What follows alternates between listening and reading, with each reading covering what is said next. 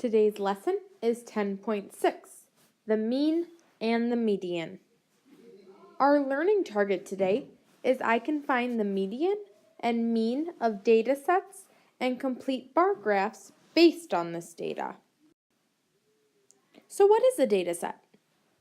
A data set is a group of numbers or values that are used to measure something. In this case, this data set is measuring the number of children in a certain family.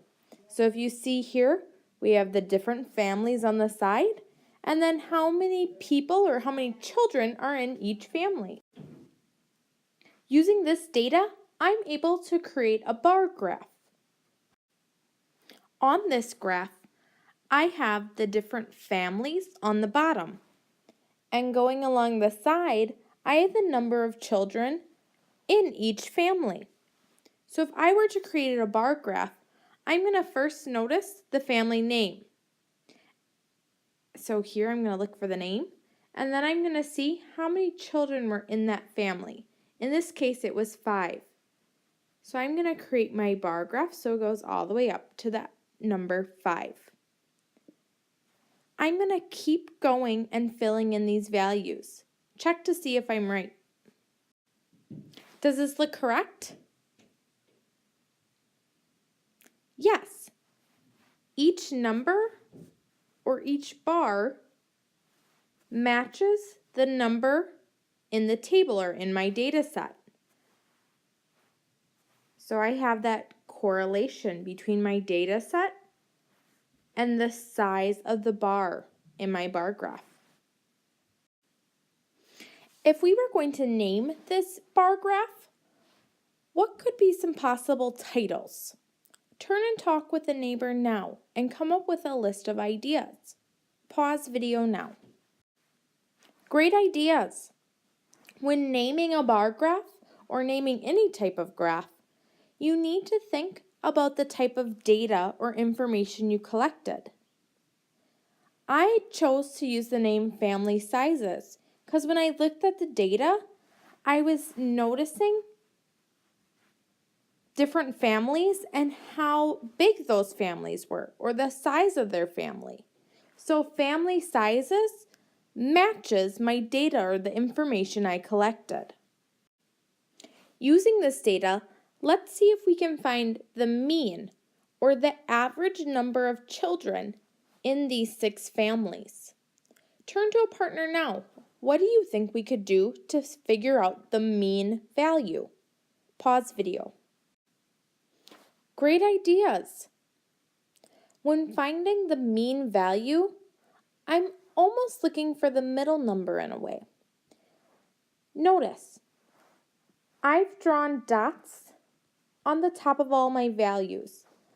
That's giving me a strong visual of where my data points might be. From there, I'm going to draw a horizontal line going through the middle of this data. And I need to ask myself, about where are most of these data points falling? When I look at this line, I'm noticing that most of the data points are close to the number 3. So my mean number of children per family would be 3 children.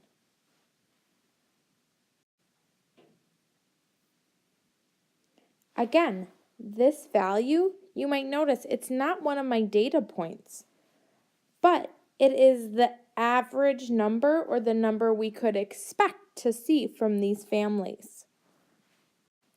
Now that we solved for the mean value, we want to take a look and solve for the median value or that middle number. To do this, I'm going to start by ordering my numbers right here. Do this on your whiteboards.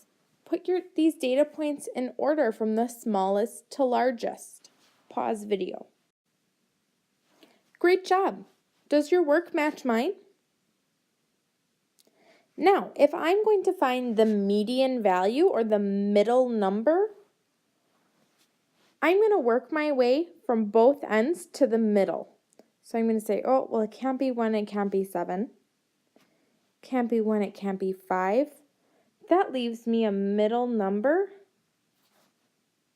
of 2. So the median value would be 2. Now another common math term you might hear is the term mode, or what is the value that you see the most. If I look at my data, especially the data that I put in order from smallest to largest, I notice that there are 2 values that I could put down. The numbers I see the most are number 1 and number 2. So both of those values are my mode, or the numbers I see the most. Now it's your turn to try. You're going to complete pages 254, 255A, and B. On these pages, you're going to be using data sets to both graph and to find values like the mean, median, and mode.